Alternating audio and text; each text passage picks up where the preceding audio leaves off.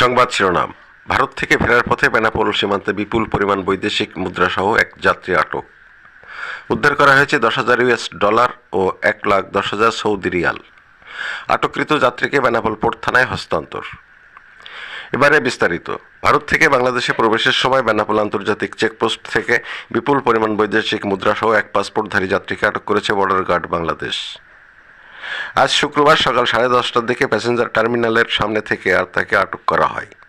BGB জানায়, উদ্ধারকৃত মুদ্রায় বাংলাদেশি বাজার মূল্য প্রায় 48,20,000 টাকা। আটককৃত যাত্রীর নাম শফিউল ইসলাম, 55। তিনি ঢাকার লালবাগের বাসিন্দা সিরাজুল ইসলামের ছেলে।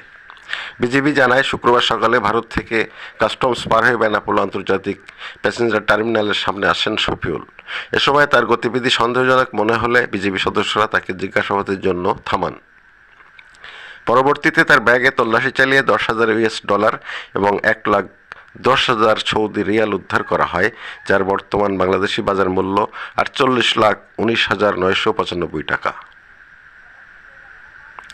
বেনাপোল আন্তর্জাতিক চেকপোস্ট বিজিবি ক্যাম্পের সুবেদার মিজানুর রহমান জানান, গোপন সংবাদের ভিত্তিতে বা সন্দেহের বশে তাকে তল্লাশি করা হয় এবং এই বিপুল পরিমাণ মুদ্রা জব্দ করা হয়।